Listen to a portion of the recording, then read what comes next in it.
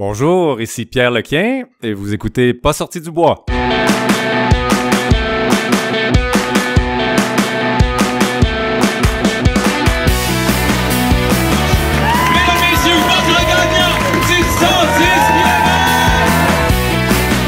Si tu commences à te sentir bien en courant un ultramarathon, fais-toi-en pas, ça va passer.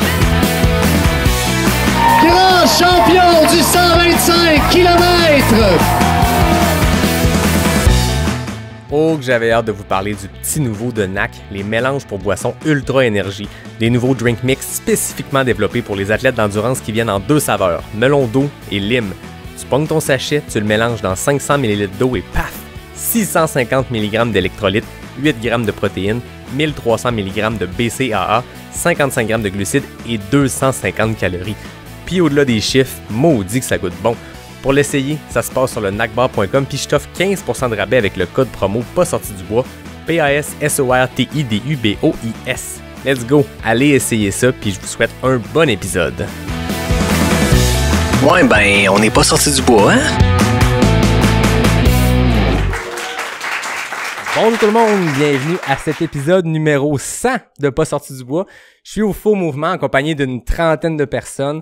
On va avoir ben du fun parce que là, c'est un milestone important, mais je voulais le vivre en gang. Comme on fait à une file d'arrivée hein, d'un ultra, on arrive, on prend une bière, on jase de notre course. On va faire ça aujourd'hui avec... Je t'auto-proclame, en fait pas je t'auto-proclame, mais je te proclame le king du 100 miles au Québec. Épisode 100 miles, il y a de quoi là-dedans, hein? Pierre Lequin, bienvenue à Pas sorti du bois. Merci Yannick, c'est très gentil. C'est tout un honneur aussi de venir vivre ça avec vous et puis d'avoir ton invitation pour un épisode, un jalon aussi important que ça. 100e épisode, 100 000, on va avoir des belles choses à se raconter. Ben, je trouvais qu'il y avait un fit naturel, puis moi j'ai appris à te connaître dans les dernières années en suivant le trail au Québec, puis on voit le CV de Pierre Lequin, tu dis ok, les 100 000, il sait comment finir ça. On sait que c'est une distance qui est mythique, qui est difficile en ultra. Puis je vais vouloir qu'on rentre un peu dans le détail parce que quelqu'un qui en a fini, je pense, 18, si je me trompe pas? Oui, ben, si on compte le backyard de l'année passée, oui. 18 sans mer, je pense qu'on va pouvoir apprendre de tes succès, apprendre de peut-être tes erreurs aussi, parce que je suppose que dans les 18, ça a pas tout été une walk in the park. Absolument. Ben parfait, on va pouvoir plonger là-dedans. Il y a eu des abandons aussi. Ah, des abandons, ben ça fait partie de la game. Absolument. Avant qu'on entre dans le vif du sujet, parlons de bière, parce qu'on en a beaucoup pour le monde ici, puis on a aussi, toi et moi, on a choisi la même. Oui. Qu'est-ce qu'on boit, Pierre? Une excellente Nano IPA des Vallées que j'adore déjà. C'est la première fois que j'y goûte. J'adore les produits boréales. Nano 2,5%. J'aime les IPA, les sessions. Elle est vraiment très bonne. Ben, se prend tout doucement. Ben, j'ai choisi la même chose que toi parce que je me suis dit, là, j'ai 2 épisodes enregistrés. On commencera pas sur la grosse IPA tout de suite. On va y aller smooth, puis après ça, ben, avec la prochaine invitée, on verra. Cheers, ouais. Pierre. Cheers à tout le monde ici. Cheers. Là, le monde écoute, sont comme, bon, c'est pas de différence à d'habitude. Là, il y a de la bière, il y a il y a un invité. La foule, on peut-tu vous entendre un peu? On applaudit Jean-Philippe qui rentre dans le café.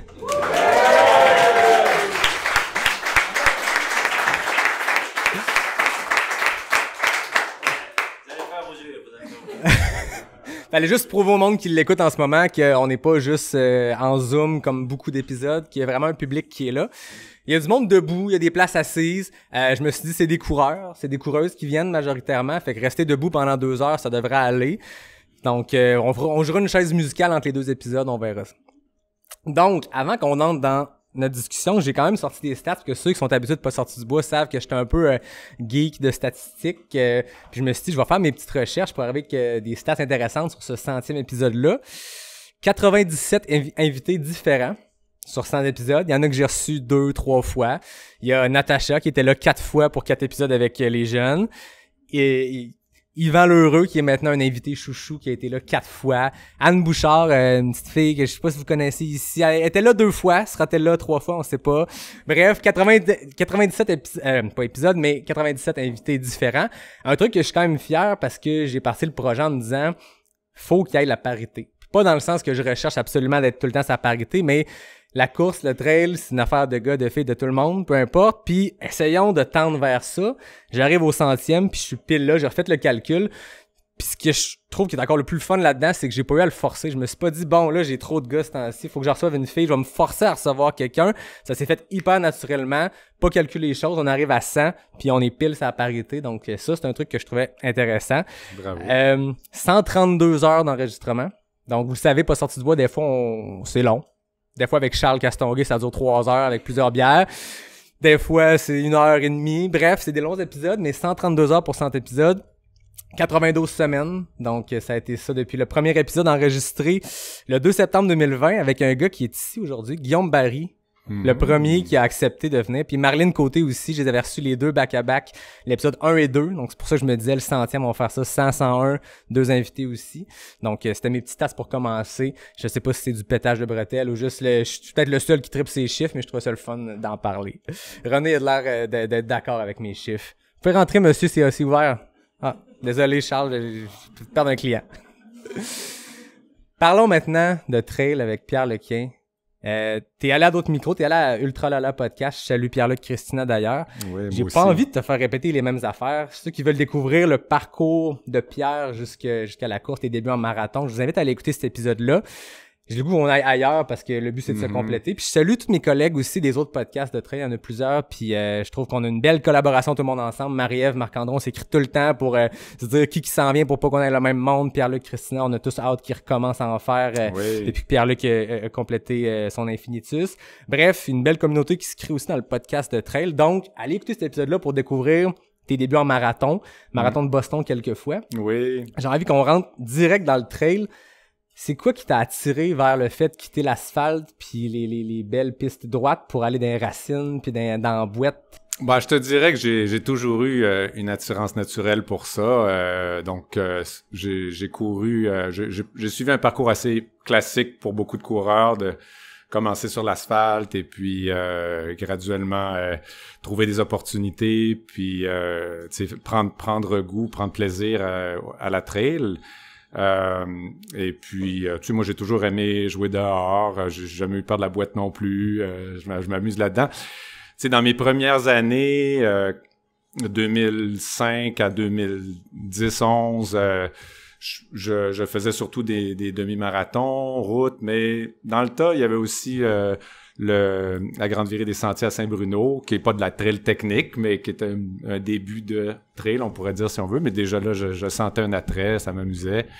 Alors, ça n'a pas été long quand les premières opportunités, quand je me suis mis à tendre l'oreille puis à regarder qu'est-ce qui se passait, de trouver des opportunités puis de vouloir essayer des courses de trail. Alors, puis ça a été essentiellement le Ultimate XC là, qui était un point déclencheur là-dedans. Là.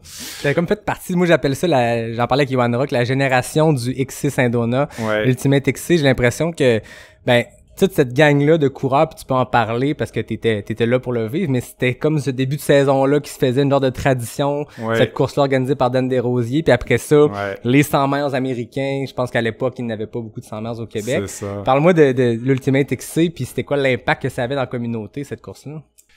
Ben, moi, je l'ai découvert. En fait, j'avais fait mon premier ultra route en 2011, le Mont-Royal Summit Quest à Montréal. 100 km, là, je m'étais garoché de 42 à 100, puis je m'étais pété la gueule puis les jambes, mais je m'étais essayé, puis ça avait tenu le coup, fait que c'était comme un bon test en partant. Puis l'année suivante, 2012, là, j'ai découvert le Ultimate XC, puis j'avais commencé à regarder sur les réseaux sociaux, là, tu sais, j'avais entendu parler un petit peu de Yohan, qui était pas encore vraiment connu à l'époque, mais tu sais, je l'avais entrevu, puis on s'est rencontrés, on a fait connaissance là-bas, on a fait connaissance avec Dan Desrosiers, puis la course Ultimate XC existait depuis plusieurs années avant aussi. Elle avait commencé à Jay, elle s'était déplacée à Mont-Tremblant, puis elle était rendue à Saint-Donat.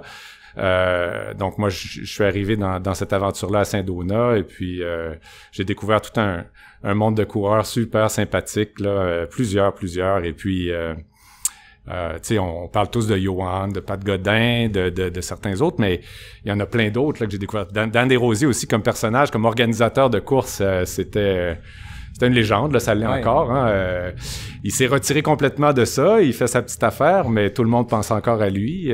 Mais je préparais notre entrevue, puis je voulais qu'on jase de cette course-là qui était, je pense, un incontournable à l'époque. Puis je voyais que l'article datait de 2017 quand il a annoncé que c'était son dernier Ultimate XC. Ouais. Puis ça faisait 15 ans qu'il faisait ça. Fait que on parle beaucoup des courses mythiques, l'UTHC, QMT, que ça fait, qui célèbrent leur 10e, 11e anniversaire. Là, on recule 2002, le premier Ultimate XC. Exactement. Puis je disais dans l'entrevue avec Distance Plus, je pense que Dan Desrosiers, il avait quitté sa job, il avait quitté l'Ultimate XC, puis je pense qu'aujourd'hui, il est boulanger. Oui. Ah oui, donc c'était une autre de ses passions. C'est un gars qui se lance à fond dans ce qu'il aime, et puis donc chapeau bas, puis je lui souhaite de continuer à avoir beaucoup de plaisir. J'espère le revoir un jour, parce que ça fait plusieurs années que je l'ai pas vu. Mais donc ça a été bien agréable. Puis tu sais, les petits speeches qu'il nous faisait là pour nous teaser, puis nous dire à quel point ça allait tough, puis on allait en baver, puis tout ça, le 60 km là, ou 60 quelques. C'est ça que j'allais dire, je vois Anne Bouchard hocher de la tête en arrière. Ouais, c'est ça. Mais il paraît que c'est ça, il y avait la distance sur papier, puis comme il y a beaucoup ça arrive souvent en train, là, la distance sur papier, parlez-en aux gens qui sont allés en Gaspésie. Salut Jeff. C'est ça, il y a la distance sur papier, il y a ce qui se passe. Même la clinique du coureur la semaine passée, c'était un 50 km qui a fait un 52, je pense, hein, ceux qui étaient là. Mais je pense que Dan a imposé ça dès le début. C'est ça. Parle-moi de ces speeches-là, de ce personnage-là de Dan. Oui, c'est un bon point. Tu sais, je veux dire, il nous mettait un petit peu en haleine, puis avec des éléments de surprise, puis tu sais, de rester humble par rapport à la trail, par rapport aux défis qui se présentent. Et puis de rester aussi dans cet esprit-là de dire il va arriver plein d'affaires, il va y avoir plein d'imprévus, puis il faut vivre avec, tu sais. Puis alors que quand on vient du monde de la route, tout est contrôlé, les gens chialent quand le 21.1 km c'est un 21.3, qu'est-ce qui s'est passé, non, tu sais. Fait que c'est sûr que Dan nous mettait des défis de toutes les couleurs devant nous. Et puis, donc, 2012 a été très intéressant. Je me suis fait mes premiers amis d'ultra à ce moment-là. Puis, je me suis aussi un petit peu familiarisé avec ce genre de défi-là. Mais 2013, la même course, ça a été une édition épique pour ceux qui l'ont faite, là. Ça a été un festival de boîtes, là, incroyable. Pour les gens qui peuvent récupérer des vidéos de l'époque, là, il y avait... J'étais avec mes amis Benoît Beaupré, il y avait Michel Caron, Luc Hamel.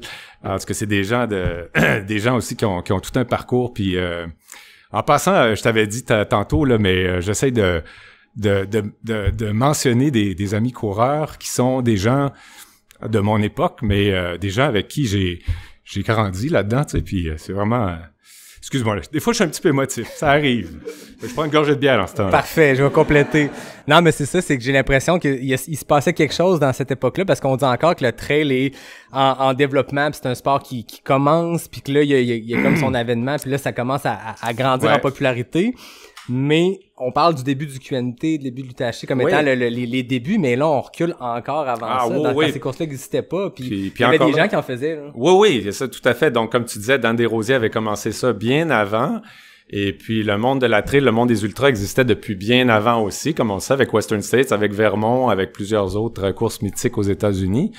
Mais c'était vraiment un monde confidentiel, souterrain. Les gens en connaissaient pas, là, tu sais... Moi-même, là, tu sais, j'ai commencé à courir en 2005, mais quand j'ai commencé à entendre parler d'ultra en 2010-2011, c'est quoi cette bébête-là, là? J'avais pas eu connaissance avant, là. Toi qui en as complété 18, la première fois que t'as entendu parler de la distance du 100 miles, te rappelles-tu ce que tu pensais de ça? Ben écoute, je trouvais ça un peu fou, effectivement, là, tu sais, je me disais, ouais, comment on fait ça? Comment ça peut être possible? Mais je voyais bien qu'il y a des gens qui y arrivaient, donc je me disais... Tu sais, ça doit être réalisable. Et puis, ça s'inscrivait vraiment dans ce que je pensais que j'allais aimer, puis ce où intuitivement, je sentais que j'allais aussi m'amuser, puis tu sais, avoir des performances respectables sans être élite. C'était pas mon objectif de devenir élite de quoi que ce soit. Mais je sentais que j'étais un gars d'endurance, que tu sais, j'aime m'inscrire dans la durée, tu sais, fait que c'est... Puis effectivement, ça s'est avéré, c'est vraiment ça que j'ai senti à mesure que je me suis amuser là-dedans. Mais il y a tellement de facteurs, de paramètres physiques et mentaux. Il y a de la préparation, il y a le pendant, il y a l'après. Il y a vraiment beaucoup de facteurs. Puis c'est aussi... c'est des défis qui sont un petit peu hors normes pour la majorité des gens. Mais finalement, c'est des défis qui sont quand même beaucoup plus à la portée des gens qu'on pourrait le penser, là, tu sais. C'est une question de motivation. Tu sais, chacun choisit ses passions, choisit ce qu'il a envie de faire. Mais s'il y avait plus de gens qui s'intéressaient puis qui se passionnaient aux ultras puis à la trail, il y en aurait beaucoup plus qui pourraient en faire de ces distances-là. Donc, tu sais, je veux pas, bien humblement, là, je veux pas dire que je fais quelque chose complètement hors norme. C'est quelque chose que, ben, toi aussi, peut-être, je sais pas si tu me rejoins un peu là-dedans, dans ce que je dis. Tout à fait. Mais je pense que la distance a l'air monstre quand tu le regardes puis tu t'arrives, mettons, d'un background comme tout le monde on se met à faire de la route, le 10 km, le 21 et le 42 devient comme cette espèce d'épreuve reine, puis là t'apprends que passer le 42 il y a autre chose, puis tu te dis ouais. OK, là c'est ça, il y a pas de son, pas d'image, tu dis ça se peut pas. Ouais. Mais tu sais, là, ça fait 100, je le disais que tantôt 97 personnes, c'est beaucoup du monsieur madame tout le monde. En fait, c'est presque exclusivement du monsieur madame tout le monde qui atteint ces distances-là avec ben de la volonté puis ben du temps. On s'entend, tu te lèves pas un matin puis tu fais un 100 000 pour le fun. Exact. Ben, il y a Yvan Lheureux qui l'a fait, mais il l'a payé au premier Bromont Ultra. Ah ouais. Mais c'est là qu'on s'est rencontrés puis qu'on s'est connus, Yvan et moi aussi. Avant qu'il rentre à l'hôpital, là. Ouais, c'est ça. c'est ça. Mais j'ai l'impression que c'est quand même quelque chose à la portée de tout le monde puis tout âge, toute shape. Des fois, il y a des sports que tu te dis, ah ouais, ceux qui font des 100 000, ça doit être des grands athlètes. Mais non, il y a monsieur, madame, tout le monde. Oui, absolument.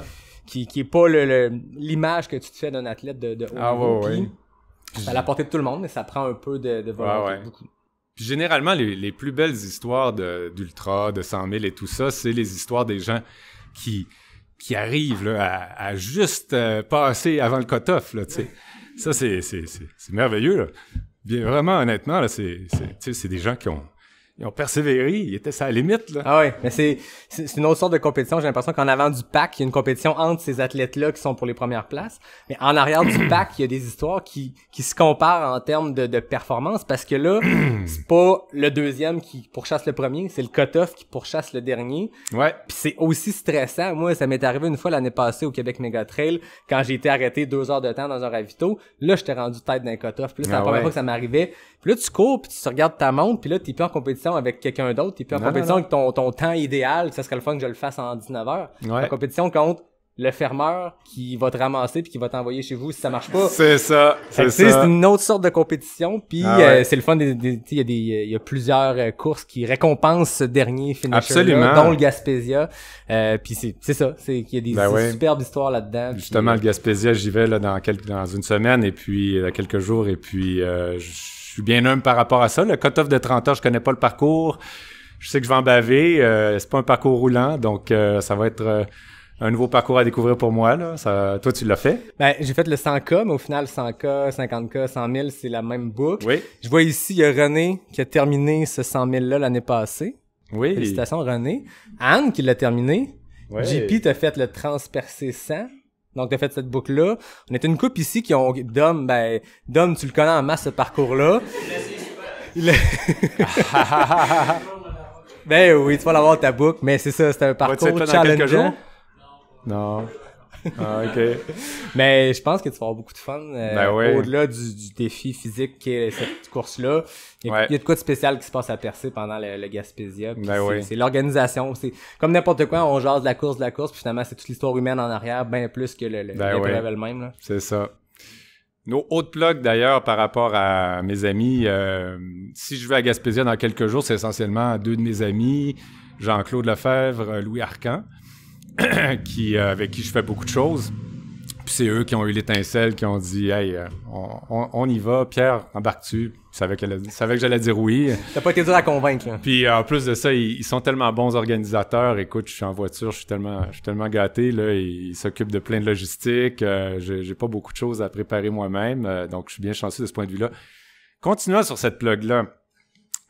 Louis Arcan. Je sais pas si tu connais ce nom-là. Non. Ben, il y a autant de 100 000 complétés que moi. Ah ouais? Puis il est pas connu dans la trail. Parce qu'il est pas sur les réseaux sociaux, il est bien profil bas, tu sais. Et puis, Et puis on s'amuse beaucoup ensemble, mais tu sais, il veut pas faire parler de lui, il veut pas qu'on parle de lui, là, tu sais. Mais je le salue bien bas parce que c'est tout un chic type, puis il m'a toujours beaucoup inspiré. On s'inspire l'un l'autre, je crois, puis on a eu du plaisir ensemble. Ouais. C'est un gars que tu as connu à quelle époque? Ben, au tout début, en fait, à mon premier Vermont. À mon premier Vermont en 2012. Qui était ton premier 100 miles? Qui était mon premier 100 000. Juillet 2012, il faisait bien chaud. Et puis, Lynn était venue. Mon épouse Lynn est ici avec moi. On la salue. Et puis, on va parler de Lynn aussi. Donc, on arrive au Vermont et puis on fait connaissance avec certains coureurs qui étaient là.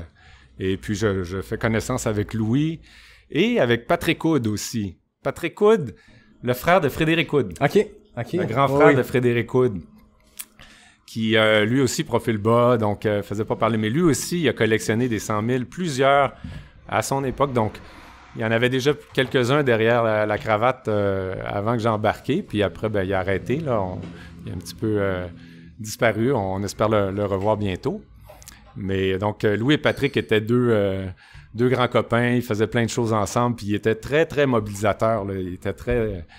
Fait que j'ai découvert un esprit de trail puis un esprit d'ultra très, très joyeux puis très entraînant avec eux. Là. Fait que ça m'a beaucoup embarqué. Comme dans toute bonne histoire de course, on ne parle que d'humains. T'sais, je veux dire, on parle de tes 100 000, on parle de tes accomplissements. Puis depuis tantôt, on tourne autour du pot des humains parce que c'est ça, au final, je pense qu'on vit. C'est ça qu'on vit aujourd'hui. Tout du monde ici qui sont là, qui sont pas venus entendre parler de je veux l'accomplissement, je veux entendre parler quelqu'un de ce qu'il a vécu comme coureur. Puis c'est le fun de voir cette communauté-là, cette gang-là, que des liens que tu as créés en début de carrière ou en début de profil. Ah, merci. Merci beaucoup. Puis c'est le fun de voir que c'est des gens avec qui tu fais encore de la course, des gens avec qui que tu côtoies encore, des amis qui sont venus par le biais de la course. Hein. Oui, absolument. Donc c'est vrai, c'est totalement vrai. On se dépasse physiquement, mentalement, mais avant tout, on se crée des communautés, puis c'est extraordinaire. Fait que c'est ça, le monde de la trail évolue, le monde des ultras évolue, mais chaque époque a ses héros ou ses anti-héros, puis il y en a tout plein, tu sais. Il y a plein de gens qui sont dans mon entourage, puis c'est des amis Facebook encore. Je vois ce qui se passe avec eux, comment ils continuent à évoluer, tout ça. Tu sais, tantôt, je mentionnais dans les Ultimate XC, Michel Caron. Michel avait fait aussi une fois le Vermont 100 000, en fait, la même année, 2012. Et puis, il avait fait le Ultimate XC, puis en 2013, on l'avait fini ensemble dans la boîte avec un autre ami, Luc Hamel, qui est un autre organisateur de courses en Estrie. Et puis Michel, il est photographe dans la vie, puis pour le plaisir aussi. Puis sur Facebook, il publie tellement de belles choses, là, puis il y a vraiment un très bel esprit, c'est ça. Tu parles du Vermont 100, qui est une course, ton premier 100 000. C'est aussi une course que tu as faite à 7 reprises, dont 6 finishes. Exact. Tu as la fameuse boucle des 500 miles du Vermont quand on complète cette course-là 5 fois. Félicitations d'abord. Merci. Pas une course facile. Non, effectivement, le Vermont, si on parle un peu plus du Vermont, c'est pas une course facile. Le dénivelé est moindre que celui de Bromont, mais c'est 4500 mètres à peu près. Mais d'abord, mi-juillet, c'est très chaud. C'est souvent très chaud, humide. Et puis, il y a pas beaucoup de trails techniques, mais il y a certains moments où les montées-descentes te rentrent d'aplomb. Puis dans mon cas, à moi... Tu sais, si je divise un 100 000 en 4 quarts, je peux dire que le quart qui me fesse toujours le plus dedans, c'est le deuxième quart. Deuxième, OK. Ouais. Troisième, graduellement, je reprends du mieux. Puis quatrième, je finis en force. Qu'est-ce qui explique premier, que c'est le deuxième? Ben, classique. Entre autres, parce que dans le premier, je pars trop fort. C'est ça, cause à effet, hein? Ouais, exact. Fait que, tu sais, je suis un peu trop enthousiaste, je me laisse aller. Puis, tu sais, c'est pas nouveau pourtant, là. Tu sais, d'un à l'autre, tu dirais, le gars, il va apprendre, il va... C'est comme, je sais pas, c'est plus fort que moi de m'amuser dans le premier quart. Mais on dirait que dans le deuxième quart, avec le passage quand on a consommé la majorité de ses glycogènes, puis que le corps doit commencer à transiter vers le mode diesel, vers utiliser les graisses, ben ça fait un changement, puis c'est comme ça se passe sur plusieurs heures, plusieurs dizaines de kilomètres, mais à un moment donné, une fois que c'est embarqué, ça va mieux, là, mais pendant le deuxième quart, il y a des passages à vide, là, il y a des passages difficiles. Est-ce que tu sépares toujours tes courses encore comme ça? Plus ou moins, là, tu sais, c'est un peu par expérience, c'est un peu comme ça que ça vient, avec le Vermont puis avec Bromont, tu sais, c'est des courses que j'ai vu un peu comme ça, là, que, ouais, effectivement, ça peut-être qu'avec d'autres courses, tu sais, comme le Gaspésia, probablement que je vais la diviser autrement, parce que c'est 3 segments identiques, donc, aller, retour, aller. Donc, on va voir, là, comment ça va se passer, je vais l'apprivoiser à mesure. Mais oui, donc, le Vermont, c'est très chaud et j'ai eu des éditions vraiment très, très chaudes. Puis la chaleur, c'est mon pire ennemi, là. C'est vraiment le facteur avec lequel j'ai le plus de difficultés. Et puis, tu sais, il y en a que ça peut être d'autres choses, là, mais moi, c'est vraiment le cardio. Les jambes sont bonnes. Les jambes sont très bonnes. Mais le cardio il plafonne, puis il plafonne d'autant plus qu'il fait chaud. Alors, tu sais, entre 15 puis 25 degrés, la marge est énorme, là. Puis quand tu ajoutes l'humidité à ça aussi, là, ça... Ah, puis il y a des anneaux Vermont, c'est 30 et plus, non? Ouais, ça peut aller à 30 et plus, exactement. C'est beaucoup, je pense, des chemins de terre, donc à découvert. Tu sais, des fois, quand on est dans une single track bien profonde, ben ça risque que t'as un peu de protection. Là, Vermont, il y a des sections très à découvert. Oui, absolument, exactement. Ça, c'est un très, très... Tu le touches dans le mille, là. Toutes les routes où t'es pas dans le couvert des arbres, ça fesse direct dessus. Et donc, c'est ça. Le dernier Vermont que j'ai essayé puis que j'ai abandonné, j'en avais réussi 6, puis là, c'était mon 7e. Rendu à la mi-course, j'avais joué au yo-yo un peu avec un autre coureur ontarien d'origine russe, Anatoly. Et puis, on s'est rendu à la mi-course, on s'est un petit peu alignés, puis on s'est mis à courir ensemble. Et puis, il faisait extrêmement chaud. C'était, je pense, l'édition la plus chaude. Et puis, je l'avais appréhendé, je l'avais anticipé. Je me disais, faut que je vois qu'est-ce que je veux faire là, pour réguler la température du corps, tout ça. Le Vermont s'était bien préparé aussi. L'organisation, chapeau à l'organisation du Vermont, ils sont incroyables. Ils avaient prévu beaucoup plus d'eau et de glace dans les ravitaillements. Donc, à chaque ravitaillement, là, je me rafraîchissais, je me mettais un foulard avec de la glace. Écoute, puis j'ai été bien fier. Au niveau de la température corporelle, j'ai bien géré ça, mais il y a un élément que j'ai mal géré, c'est mes pieds.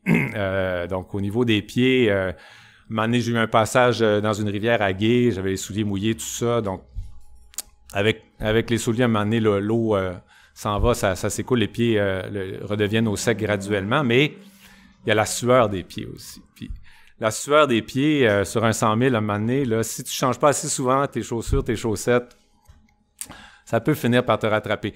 Anatoly et moi, on était ensemble dans la deuxième moitié, puis Anatoly a mieux géré cette partie-là. Donc, on développait tous les deux des ampoules aux pieds, mais lui, moins vite que moi. Puis lui, avec un background de médecin, il traitait ses ampoules au fur et à mesure. Moi, boboche, je les laissais aller, puis je les laissais grossir, puis je m'en occupais pas. Puis j'ai pas assez changé de souliers. Donc, rendu à 88 000, il en restait juste 12. Chez Bob, j'ai décidé d'arrêter ça, là, de tirer la plug.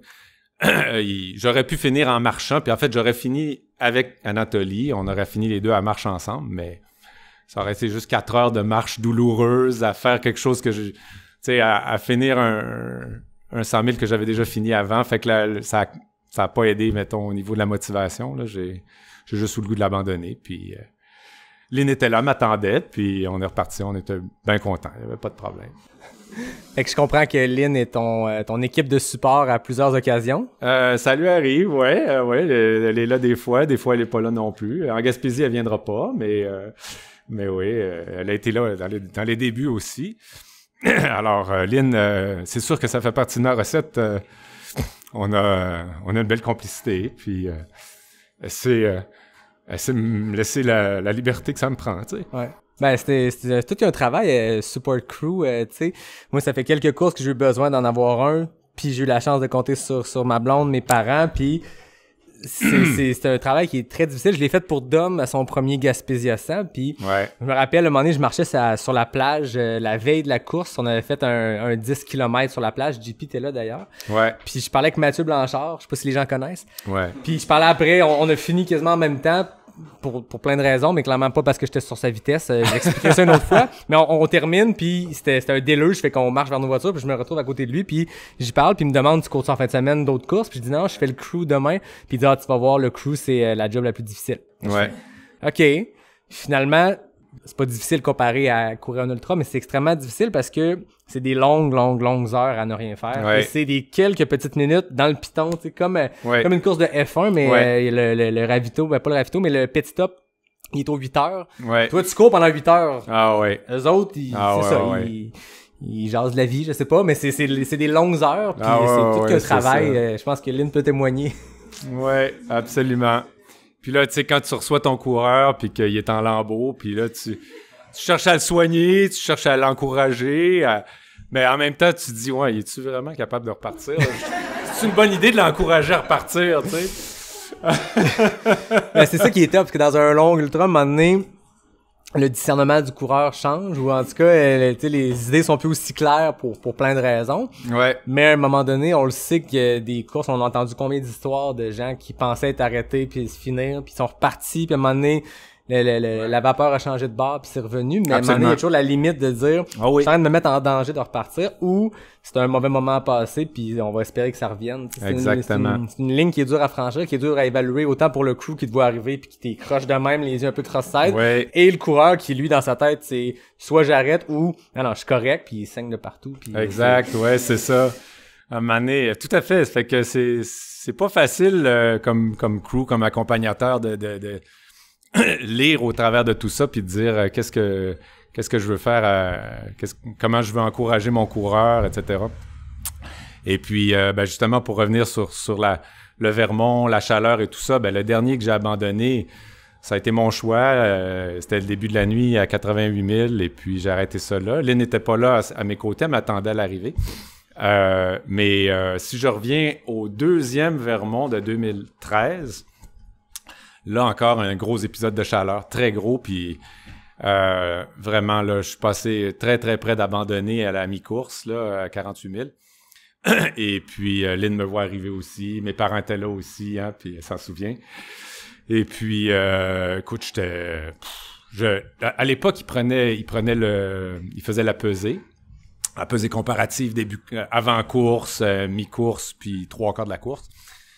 Et puis, j'avais perdu 7 ou 8 livres, là. J'étais comme, c'était tough, là, tu sais.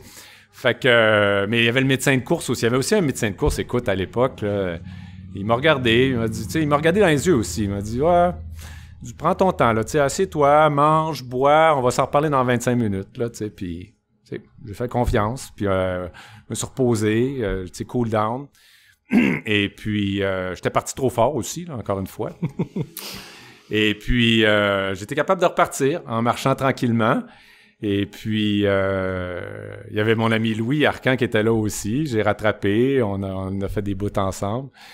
Et puis, finalement, j'ai très bien fini. Là. Je veux dire, j'ai fini dans un temps comparable à l'année précédente alors qu'il faisait beaucoup plus chaud. Fait que j'étais très content. Mais, tu sais, ça avait été borderline. Si je compare encore un autre 100 000 qui est un des derniers, qui est en 2017 dans l'Ouest, qui a été Sinister 7, ça a été un abandon avec la chaleur aussi. Mais là, ça a été sinistre en termes de chaleur. Là, ça a été épouvantable. Il faisait 36 degrés. Puis là encore, pas de couvert d'arbres à beaucoup d'endroits. Là. On était dans des routes de gravelle à différents niveaux d'altitude. Puis juste le gros soleil qui plombait. Puis tout le monde entend parler maintenant des canicules puis des feux en Colombie-Britannique. C'est un peu les débuts, là. C'est 2017, on avait pris un beau 2 semaines de vacances, Lynn, notre plus jeune fille Alice et moi. Au bout de puis ça se terminait à la fin des 2 semaines avec cette course-là. Quand on avait commencé nos vacances, la météo était assez relaxe, c'était le fun, tout ça, mais graduellement, la chaleur augmentait. Puis là, on était rendu à... C'était début juillet. C'était quoi déjà la date, Sinister? En tout cas, c'était... 10 juillet. Ah, tu t'en souviens? Non, mais je sais que cette année, c'est le 10 juillet. Ah, OK! OK, ouais. Bon, c'est excellent. On pourra s'en reparler. Ouais, non, écoute, fait que c'est un format assez spécial à 7 segments avec des grands ravitaillements principaux puis des petits ravitaillements secondaires. Donc, il y avait mon ami Jean-Claude Lefebvre et sa blonde de l'époque qui étaient là. Il y avait moi. Il y avait Sébastien Côté qui était là. OK. Et puis, écoute, il y a eu 80% d'abandon, là. Ça a été débile mental. Mais moi, quand j'ai arrêté après trois grands segments, là, je me rappelle plus à combien de milles j'étais rendu, peut-être 36 000 ou je me rappelle plus exactement.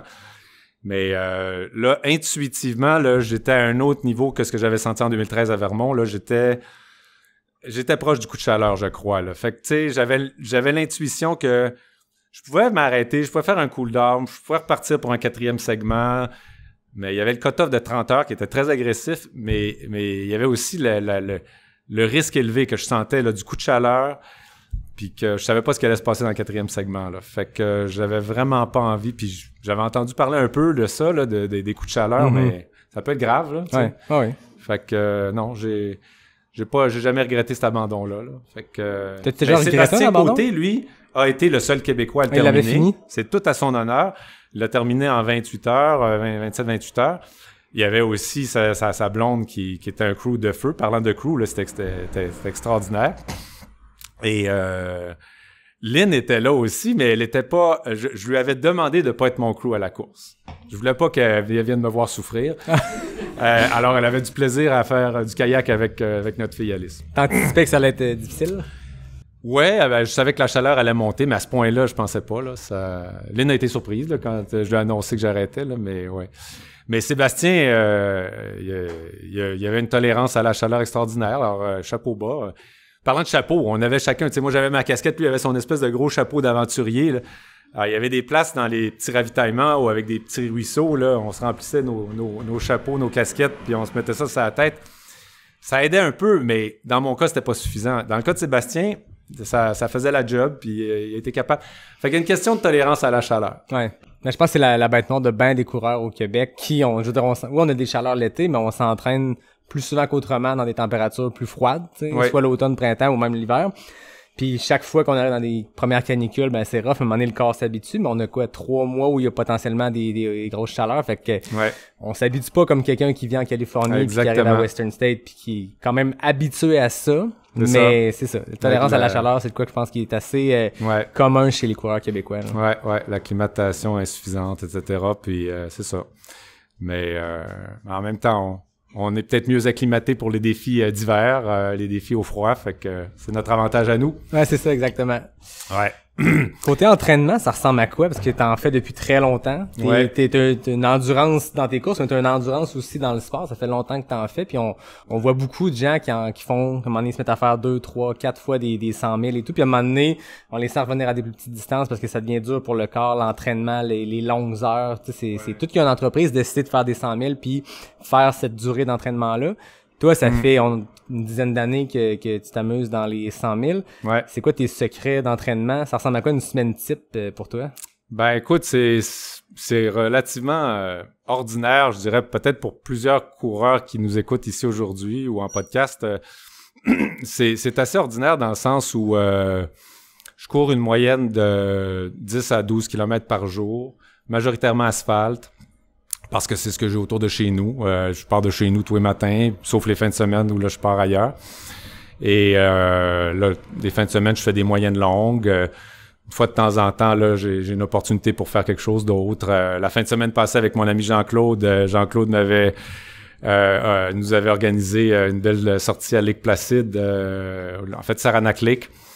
C'était une deuxième fois qu'on se remettait au défi. Il y a des petits défis locaux dans les Adirondacks, là. Okay. À Lake Placid, ils ont un défi de 9 sommets. Ils appellent le Lake Placid Niner. À Saranac Lake, c'est le Saranac Sixer. Okay. Alors, c'est 6 montagnes à essayer de faire en mode ultra dans un seul... en dedans de 24 heures. Alors, ben, c'est pas comme un 100 000, là. C'est un 50 quelques kilomètres avec un 3500 mètres, 3500 mètres de dénivelé. On se déplace aussi en auto entre les sentiers là, pour les faire. Mais on s'est bien amusé. Donc ça fait un bon dernier long entraînement avant la Gaspésie. J'avais fait Donham il y a un mois, qui est aussi un 50-ish là, qui devient plutôt 53, qui est de la route de Gravel, mais très le fun. Mais non, sinon, j'ai vraiment pas... tu sais, je t'en ai parlé un petit peu tantôt, mais je pense empiriquement, de mon expérience de coureur, moi, je suis un gars assez brouillon, je suis pas de plan, je suis heureux comme ça, je me sens pas de besoin d'avoir de plan ni de coach. Tu sais, je cherche pas non plus. Puis avec le temps qui avance, c'est de plus en plus juste le plaisir pur. Je m'intéresse pas à la performance. J'ai une montre ordinaire, j'ai pas de GPS. Je suis heureux comme ça. Je suis heureux de pas compter combien de kilomètres puis de D+, puis à chaque entraînement. Là, je regarde pas ça. Tu sais, je connais mes petites routines, fait que je sais que, OK, aujourd'hui, j'ai été prendre ma boucle de 12 kilos. Demain, je vais faire mon autre boucle de whatever. Alors, je fais ces choses-là. Mais ce que les gens vont peut-être trouver drôle, je me considère un peu paresseux, tu sais. Dans le sens où je m'entraîne dans un volume relativement bas pour ce que j'ai à faire. J'allais dire, ben oui, en fait, tu me voles le prochain segment parce que j'avais le goût d'ouvrir les questions. Moi, je suis là, ça fait 100 épisodes, j'en pose des questions. Là, je me dis, on a du monde ici. Ben, certainement. Je vois le monde autour, regardez. JP, t'as-tu une question? Non, mais c'est quoi ton background? Parce que, tu sais, là, tu as commencé des 100 000, mais tu suis pas de planif, tu suis rien, tu t'amuses, mais t'as-tu un sport d'avant ou... Écoute, c'est une bonne question. Pierre, attends, je vais te couper juste parce que vu que Jean-Philippe est pas miké, je vais répéter sa question. Vas-y. Jean-Philippe demandait à Pierre, c'est quoi son background de sport avant la course? Parce qu'on parle de premier marathon 2005, 6, 7 dans cette année-là. Tu peux pas révéler ton 2006. âge, mais c'est ça. T'avais quel âge? T'es premier marathon? Je vais avoir 55 ans dans OK, quelques... ben, j'allais pas là, mais... Non. dans 10 jours, je vais avoir 55 ans. Ah, bon, ben, bonne fête. Merci d'avance. Fait que non, mon background, c'est une bonne question, mais là encore, je suis un average boy. J'ai fait un peu de tout jeune. J'ai fait du soccer, tu sais, parce que mes parents m'avaient encouragé là-dedans. J'ai fait un peu de natation, j'ai fait du judo. J'ai fait des sports assez classiques dans mon enfance. J'ai été touche à tout. J'ai des sports de raquettes un petit peu aussi, toutes sortes d'affaires. Quand j'étais jeune, je faisais beaucoup de vélo. J'avais un vélo 10 vitesses ordinaire. J'habitais sur la Rive-Sud, puis je partais souvent tout seul à arpenter la Rive-Sud de la Prairie à Candiac, à Varennes, là, le bord, là, puis c'est ça. Je me faisais des rides. Donc, je pense que ça a aidé à me donner des bonnes jambes. Mais sans plus, là, tu sais, c'est ça. Je pense que j'ai des bons gènes aussi. Puis, comme je dis, si je reviens, donc, pour ça répond un peu à ta question. Tu sais, j'avais pas de prédisposition, puis j'ai pas fait d'athlétisme. Puis, d'ailleurs, je considère pas que j'ai pas de performance d'élite, là. Tu sais, je m'amuse, j'ai le goût de te contredire là-dessus. J'ai pas l'habitude de contredire mes invités, mais juste pour te gêner un peu puis te montrer que Pierre est un homme très humble. 7 fois Bromont Ultra en 7 éditions. Il a toutes fini, il a toutes faites. Toutes dans le top 15. 4 fois dans le top 5, 2 fois sur le podium.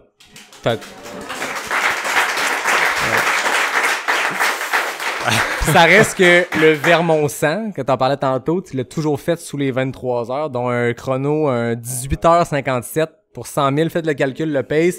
Ouais. Fait que, ça, je le sais, c'est peut-être pas élite dans le sens qu'on te verra pas à la ligne d'arrivée de l'UTMB sur le podium. Non, c'est mais ça. je tenais quand même à mettre en perspective que M. Lequien a un beau background. Ben, merci. Jean-Philippe, j'avais prévu des cadeaux pour ceux qui allaient poser des questions. Fait que t'es-tu un buveur de café?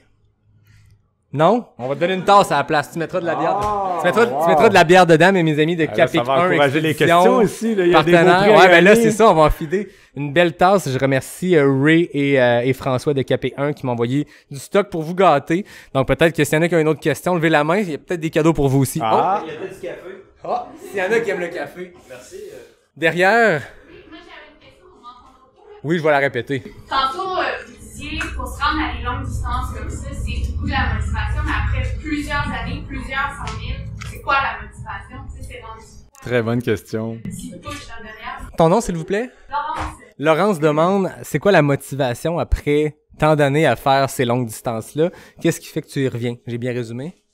T'aimes-tu le café, Laurence? oui. Ben, écoute, Arctic Winter Dark, Pepe, pendant que tu viens le chercher, on va laisser Pierre répondre à ta question. Super. Alors, merci pour la question. Puis oui, c'est une excellente question, effectivement, parce que d'année en année, c'est la motivation, c'est jamais quelque chose de gagné, c'est c'est quelque chose à renouveler, c'est quelque chose qui évolue dans le temps.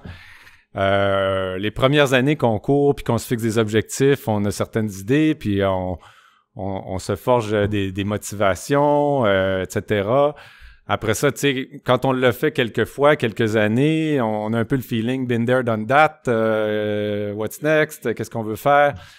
Mais dans mon cas, moi, dans ma personnalité, c'est vrai que j'aime retourner aux mêmes événements, j'aime les collectionner, comme certains disent, là.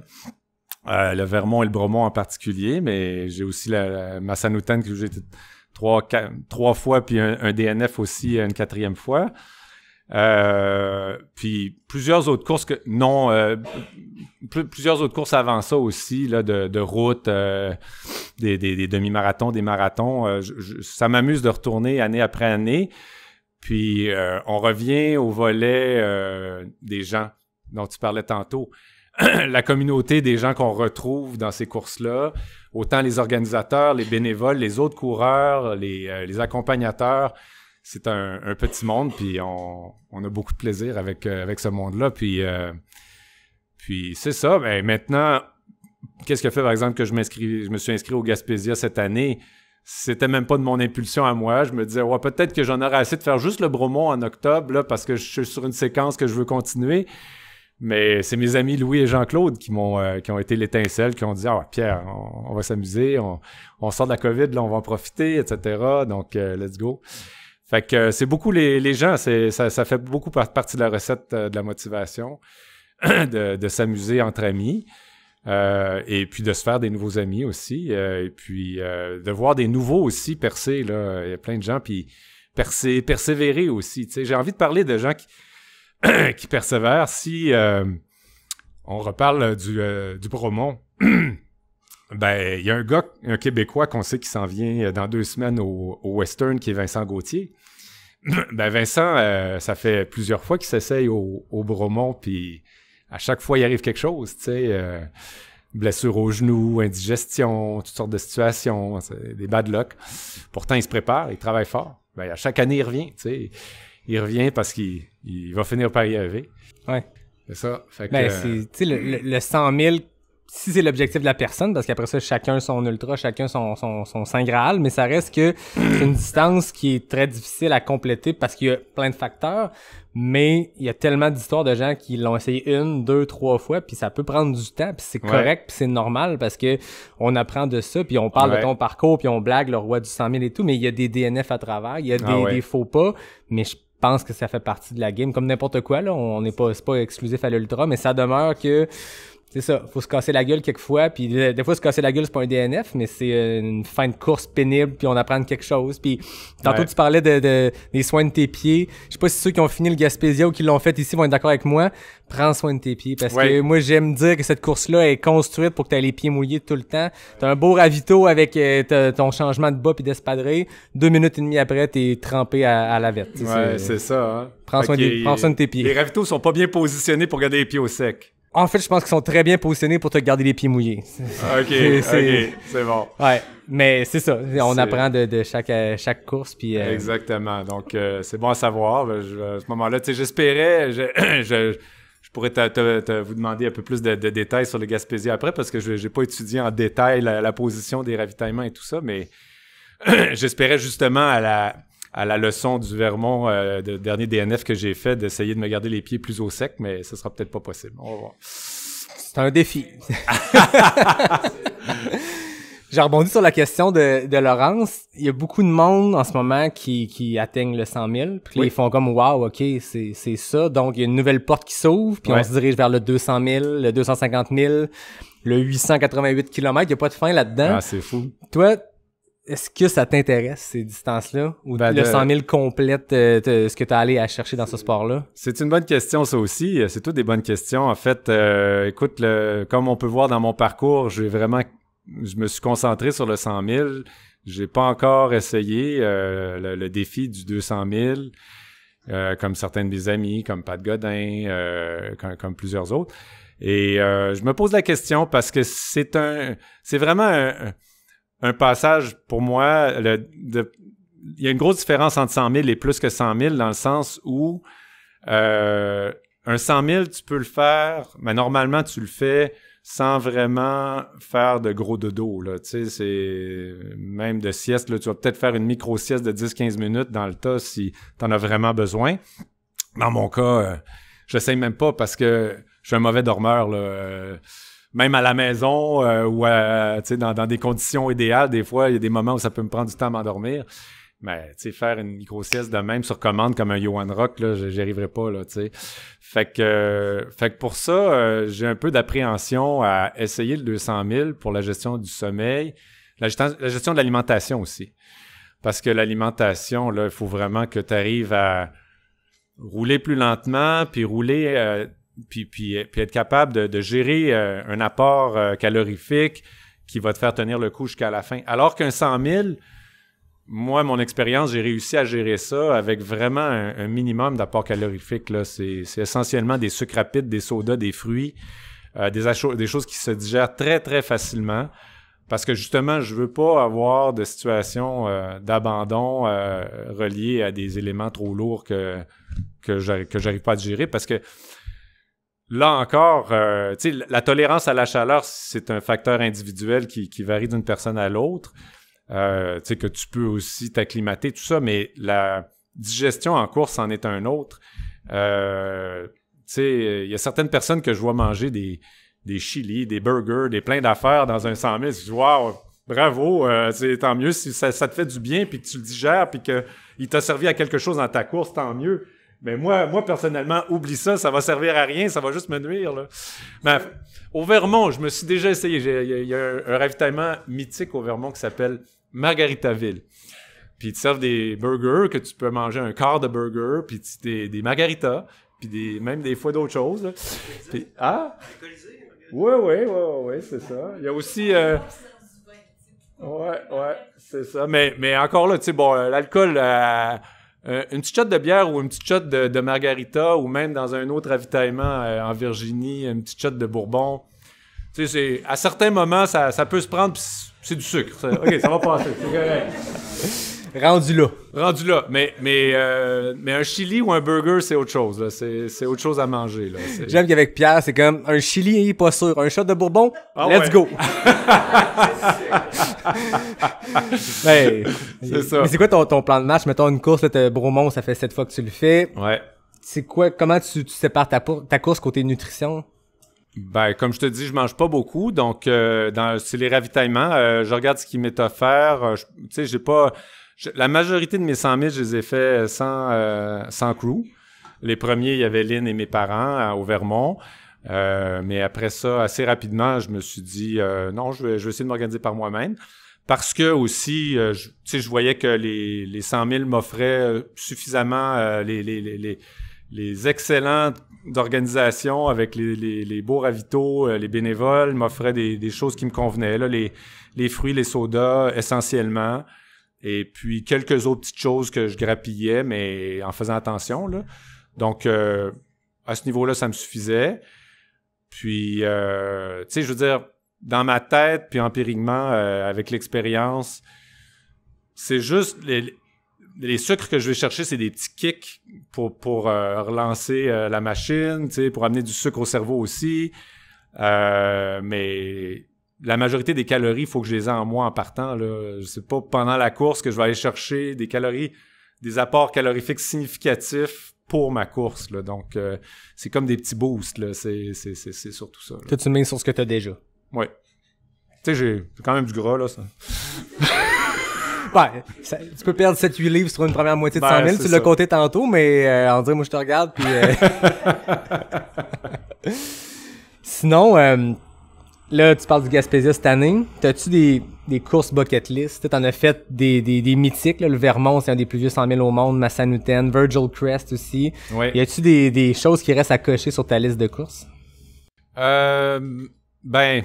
Écoute, il y avait une course que j'étais supposé faire en 2020, je pense. Je m'étais inscrit avec mon ami Martin Rouillard. Martin, un autre de mes bons amis ultra exceptionnels que je voulais mentionner. Comment ça s'appelle en Georgie? Grosse course, Cruel Jewel. OK. Cruel Jewel, mais encore là, finalement, elle a été annulée avec la COVID et j'étais quasiment content, là. Parce que c'était la grosse chaleur et la grosse humidité au mois de mai en Georgie. C'est à la mi-mai. Tu sais, pour nous, il fait encore frais ici, mais là-bas, c'est déjà l'enfer, là. Fait que, puis c'est une des très, très tough en Amérique du Nord. Fait que, tu sais, oui, j'avais envie de la faire, mais en même temps, je l'appréhendais beaucoup pour la chaleur. Alors, quand elle a été annulée, je me suis pas réinscrit après. Mais là, je me laisse aller un petit peu au gré des opportunités avec mes amis, comme le Gaspésia. Je cherche pas, c'est vraiment pas important pour moi de viser des courses, des événements en particulier. Tu sais, j'ai pas besoin de me dire ah oui, j'ai toujours rêvé d'aller faire telle course à tel endroit dans le monde ou à tel endroit en Amérique du Nord même là, tu sais, s'il y a des opportunités qui se présentent puis que ça cadre bien aussi dans nos plans de couple, tu sais, les vacances et tout ça, je vais considérer ça comme des belles opportunités, mais sinon, j'ai pas envie de me faire un gros checklist, là.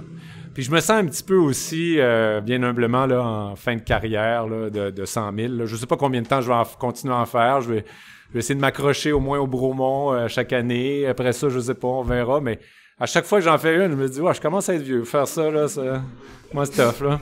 Y a-t-il tes projets d'après-carrière de 100 000? Juste la durée, m'inscrire dans la durée, continuer à courir régulièrement, presque tous les jours. Tu sais, je fais un volume de 4000 km par année à peu près, puis de façon assez régulière à l'année longue. Puis c'est vraiment le volume dans lequel je suis heureux. Puis, tu sais, c'est la zénitude, la méditation de courir tous les jours, là, c'est tout simplement ça, là. Donc, les ultras, c'est toujours la cerise sur le sundae maintenant, là. Fait que si j'en ai d'autres qui m'arrivent, tant mieux, mais c'est pas des choses que je me suis pas fait une planification quinquennale. Ouais, j'aime ça, j'aime ton approche super décontractée, une approche du sport qui est dans le plaisir, qui est de se dire les courses c'est la cerise sur le sundae, mais ça reste que c'est ça, puis je l'ai répété 1 million de fois, puis les auditeurs peut-être qu'il y en a qui vont être tannés, mais faut aimer le processus, puis faut aimer courir tous les jours, puis s'entraîner parce que des 100 000 ou des 21K, peu importe c'est quoi ton objectif, t'en as pas 10 dans l'année. Ouais. Sauf certaines personnes, on les salue, mais de manière générale, on a quelques cerises sur le sundae dans l'année. Ouais. Fait qu'il faut aimer le processus pour 52 semaines par année, 300 quelques jours à sortir courir, faut aimer le processus. Puis c'est ça que j'entends dans ton histoire, c'est il y a des 100 000, il y a des courses, mais on s'en va triper avec des amis là-bas, mais au quotidien, il y a un bien que ça te fait, là. Ouais, exactement, c'est ça. Fait que c'est des beaux trips de gang, des beaux trips d'amis. Fait que essentiellement, il faut... Ça fait vraiment partie là, de l'anticipation puis de la motivation de dire « Ah wow, là, je m'en vais en Gaspésie avec certains de mes meilleurs amis. On va triper en gars. On va pas du début partir jeudi, le jeudi en auto, rentrer le lundi, on va avoir du fun bout en bout là. Fait que définitivement, c'est ça. Ça fait partie de la façon dont je vois les choses.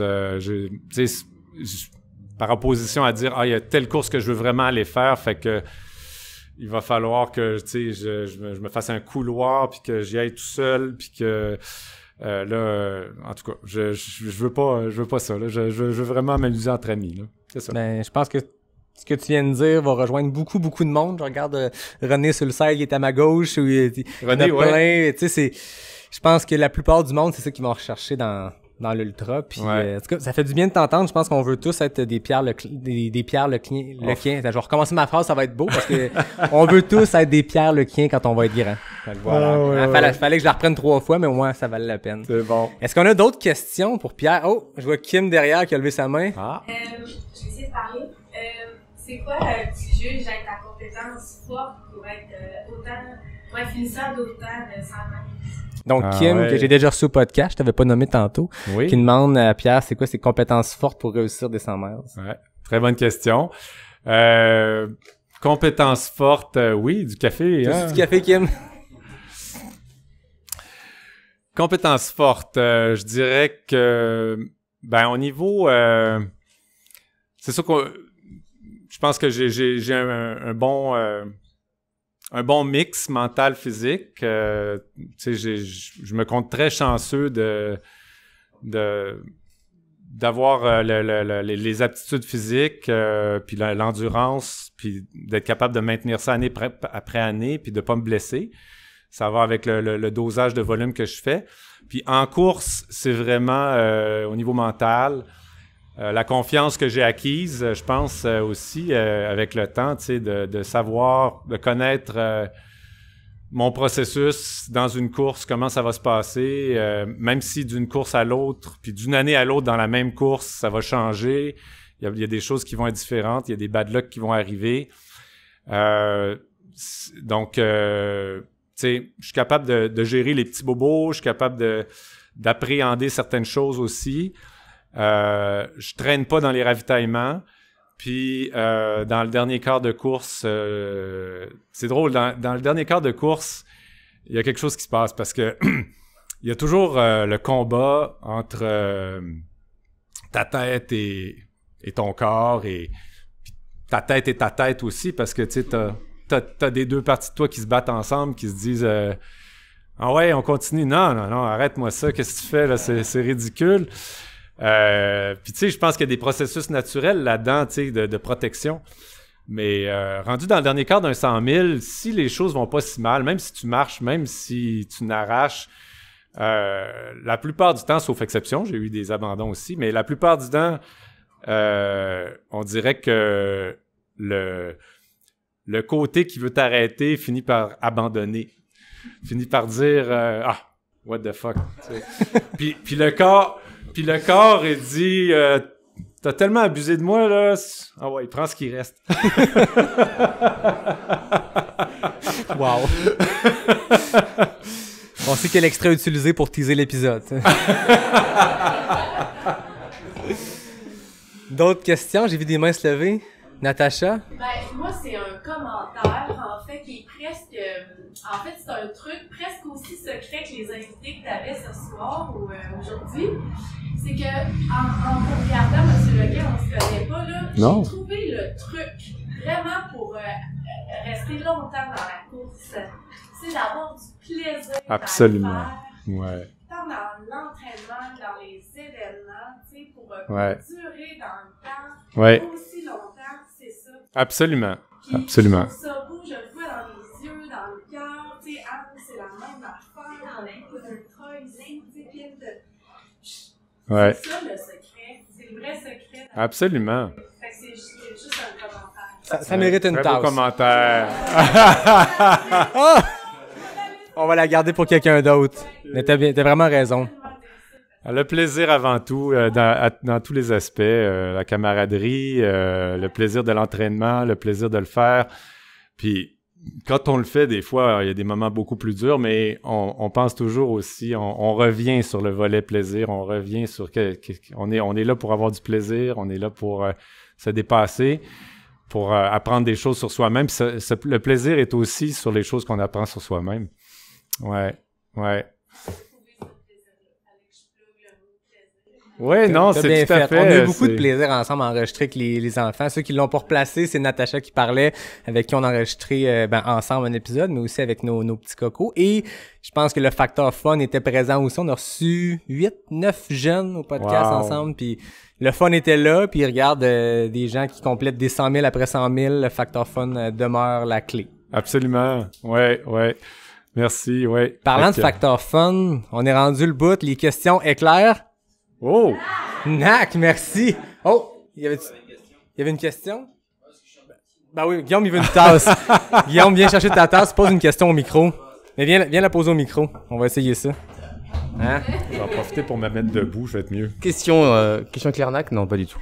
Moi, j'ai une question, en fait, qui n'a pas rien à voir, mais pendant 30% de ton temps, tu cours 10 km par jour. Ouais. Puis les 70% du temps qui sont pour toi, ton travail, qu'est-ce que tu fais, en fait, tous les jours? Ouais, Est-ce que c'est un métier où tu vas t'arracher, ou est-ce que tu as besoin de ce côté de course et de 100 miles pour se dépasser, pour voilà. Très bonne question, ça aussi. Ouais. Merci, Guillaume. Très bonne question, Guillaume.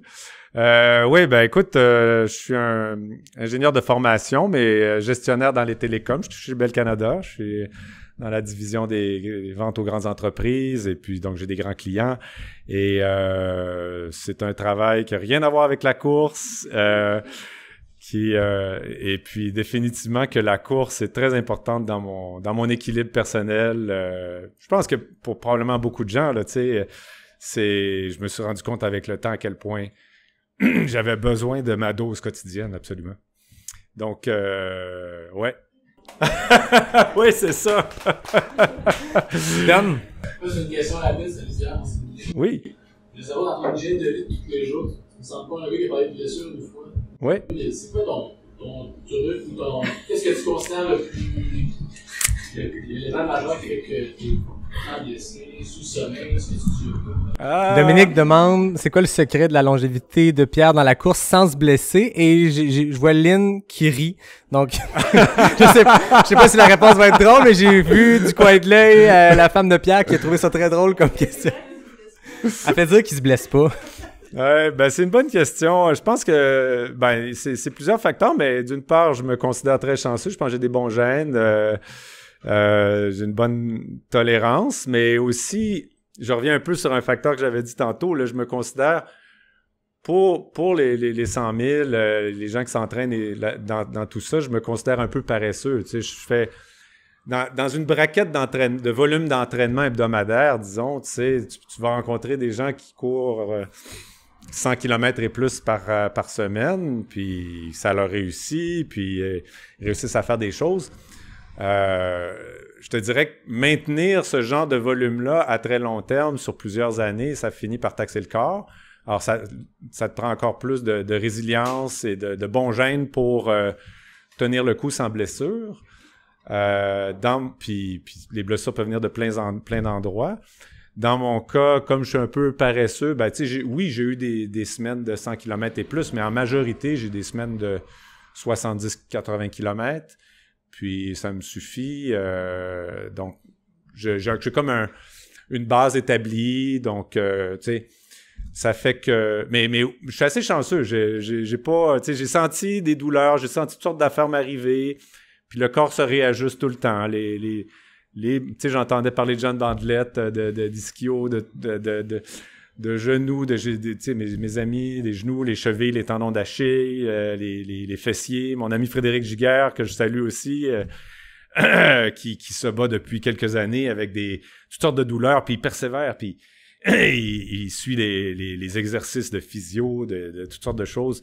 Puis on va refaire des courses ensemble, j'ai confiance. Mais donc, moi, dans tout ça, je me considère très, très chanceux, ouais. Fait que, mais je m'écoute aussi, oui, je m'écoute aussi. Fait que c'est ça. Tu sais, quand je sens que ça commence à faire mal, ben on se calme un petit peu là. Et puis, mais tu vois, je te donne un exemple de blessure en course qui a failli m'arriver à un moment donné dans un de mes bromons, le 3e bromon en 2016, dans le début de la 2e boucle. Tu sais ce que c'est aussi, Yannick, on repart à la noirceur, où il fait noir assez peu de temps après. Puis là, là, c'est une autre game. De refaire le même circuit, la noirceur, c'est pas comme quand tu l'as fait de jour. Il y a la fatigue et tout qui vient. Mais dans les premières montées-descentes entre le camp de base et le P5, il y a certains seuils à redescendre avec des seuils rocheux un petit peu à pic là, à certains endroits. Là, puis ce jour-là, il y avait des roches étaient mouillées. Tu sais, je les ai pas bien pris. Il y en a un des deux seuils où je suis vraiment mal retombé sur la cheville. Je me suis vraiment, là, je m'étais quasiment foulé la cheville. Et puis, je me disais, bon, je pense que là, ça va être game over. Là. Je pense pas que je vais être capable de recontinuer là-dessus. Marcher le 2 km qui reste jusqu'au P5, on va voir, tu sais. Je me suis rendu au P5, je me suis arrêté, j'ai mangé, bu. Je vais essayer de repartir, j'ai reparti. Puis graduellement, je te dirais, c'est le miracle de la machine, là. Ça s'est replacé, j'ai été capable de trotter, puis recommencer, puis éventuellement à recourir aussi. Puis finalement, j'ai évité la foulure de justesse, mais tu sais, c'est des petites choses comme ça, des exemples, là. Justement, les foulures aussi, on dirait que la majorité du temps, quand je tombe dans un trou ou une situation imprévue, j'ai comme un réflexe de ramollir pour que tout mon poids corporel tombe sur la cheville à ce moment-là. Tu sais, que des petites choses comme ça. Mais non, je me compte chanceux. J'ai des bons gènes.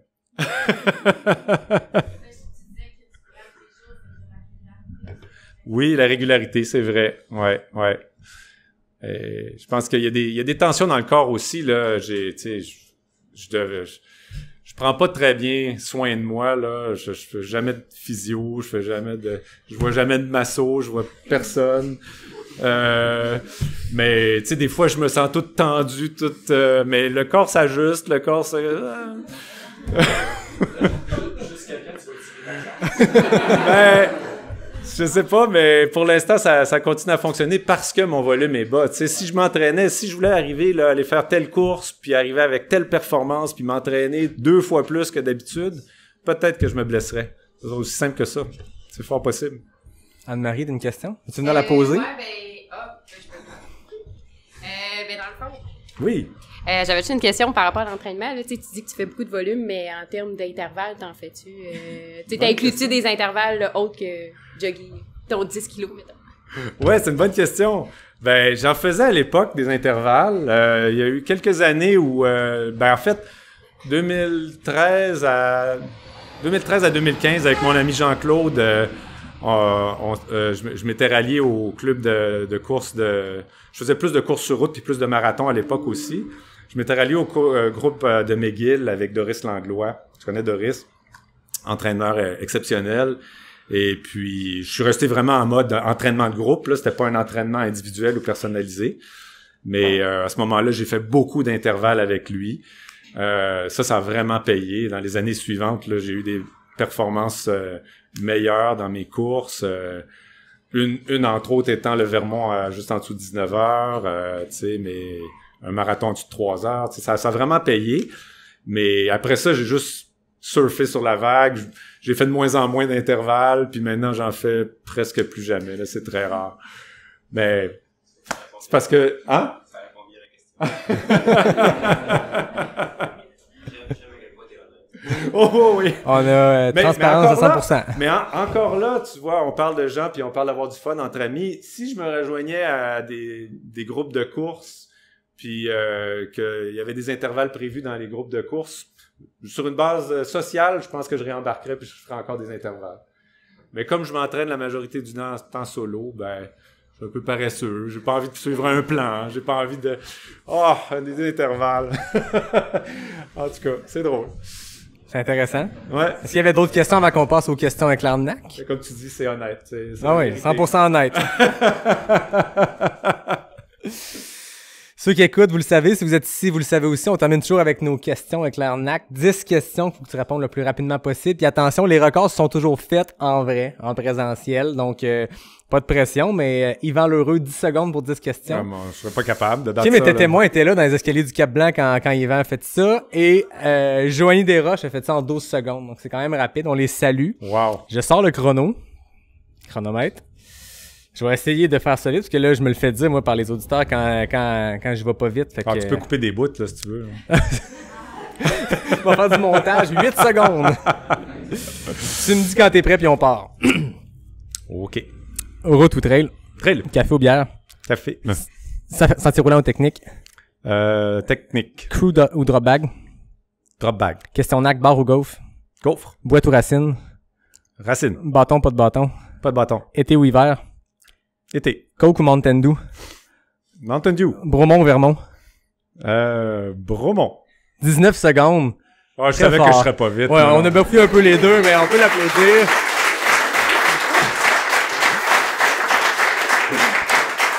Il y en avait des difficiles là-dedans aussi. Là, Coke ou Mountain Dew? Pourquoi je t'ai posé ça? Je sais pas. Est-ce que tu veux raconter? Ben oui, c'est ça. Le dernier Bromont, je me suis amusé à prendre des Mountain Dew pendant la course. Tu sais, quand je te parlais de soda.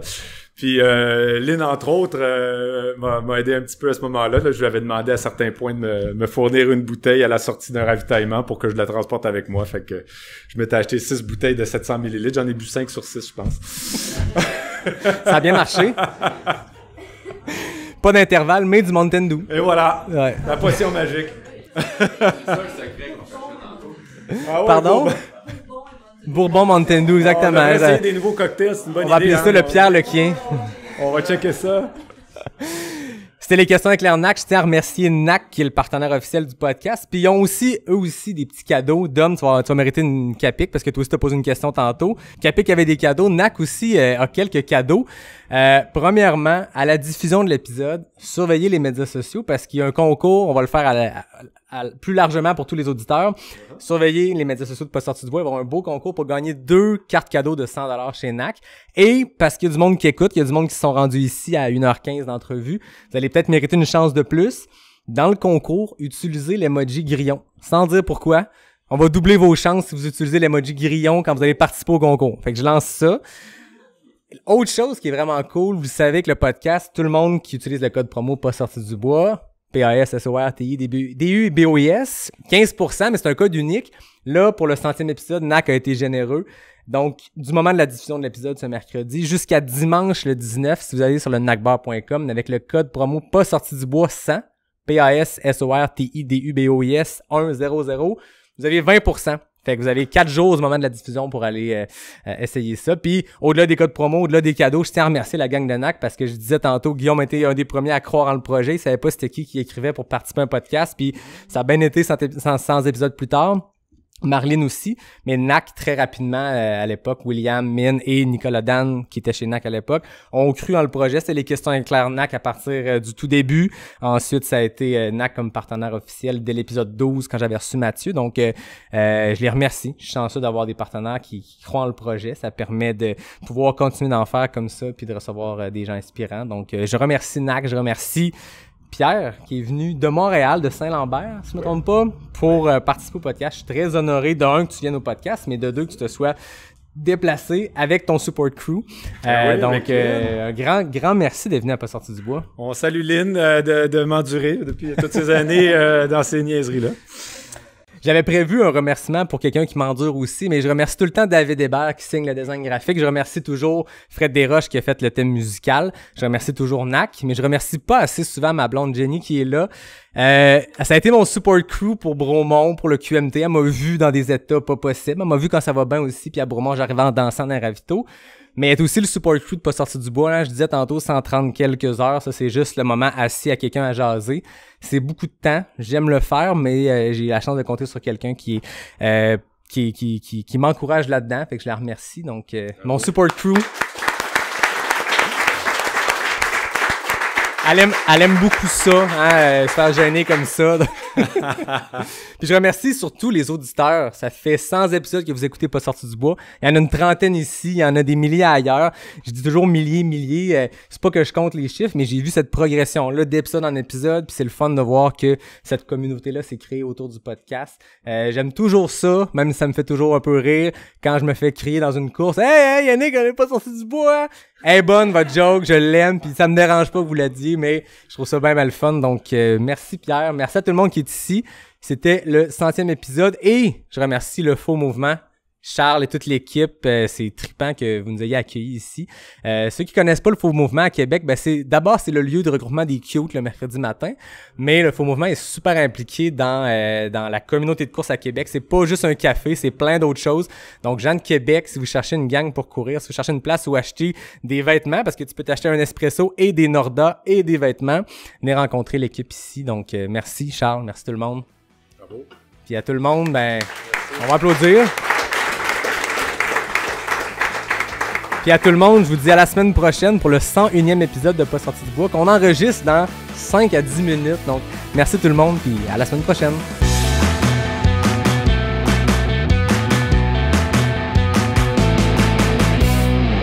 Et voilà! Merci Pierre. Merci.